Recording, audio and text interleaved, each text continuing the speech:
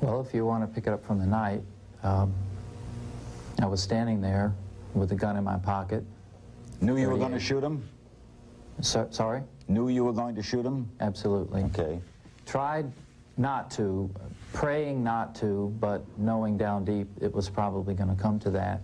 And he came out of the building, and the photographer that I mentioned earlier, Paul Gorish, he kind of pushed me forward and said, here's your chance. You know, you've been waiting all day. You've come from Hawaii to have him sign your album. Go, go. And I was very nervous. And I was right in front of John Lennon there instantly, and I had a black Bic pen, and I said, John, would you sign my album? And he said, sure. Yoko went and got into the car, and he pushed the button on the pen and started to get it to write. It was a little hard to get to write at first. And then he wrote his name, John Lennon, and then underneath that, 1980. And he looked at me, as I mentioned earlier, he said, is that all? Do you want anything else? And I felt then and now that he knew something subconsciously, that he was looking into the eyes of the person that was going to kill him. The circumstances of the killing, what happened? I was sitting at the inside of the arch of the Dakota building, and it was dark. It was windy. Jose, the doorman, was out along the sidewalk. And here's another odd thing that happened. I was at an angle where I could see Central Park West and 72nd, and I see this limousine pull up. And as you know, there's probably hundreds of limousines that turn up Central Park West in the evening. But I knew that was his. And I said, this is it. And I stood up. The limousine pulled up. The door opened. The rear left door opened. Yoko got out. John was far behind, say 20 feet, when he got out. John came out, and he looked at me, and I think he recognized, here's the fella that I signed the album earlier. And he walked past me. I took 5 steps toward the street, turned, withdrew my Charter Arms 38, and fired 5 shots into his back. What did Yoko do?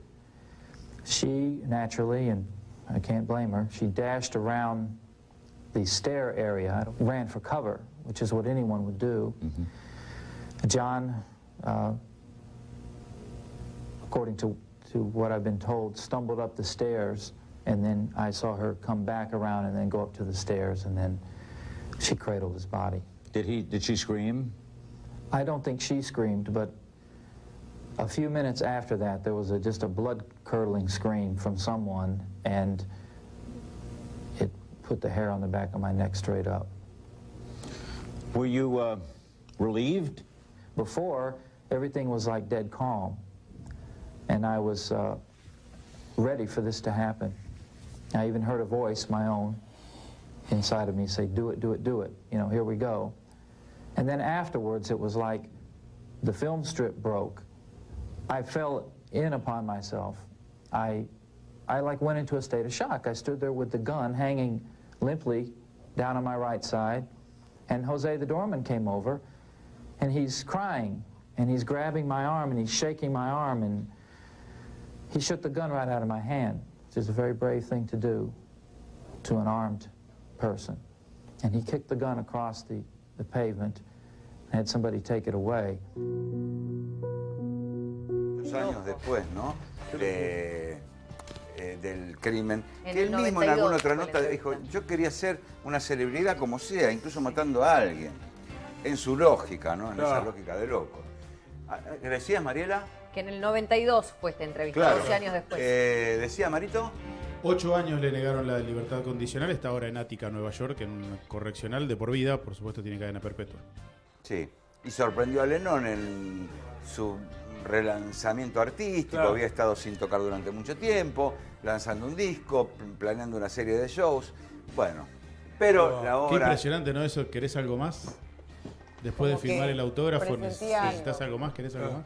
Sí, uno verá esa mirada del que te está por matar, como, pero este es un loco, digo, ¿cómo creerlo? Ahora, un loco que tiene una cara que no dice nada, como de frialdad, de cara de Fíjate nada. cómo trata de que nadie se enoje con Yoko, que no salió a proteger a John, sino a cubrirse ella, como diciendo cualquiera hubiera hecho lo mismo. Sí, claro, en la puerta de la costa. Yo Bueno,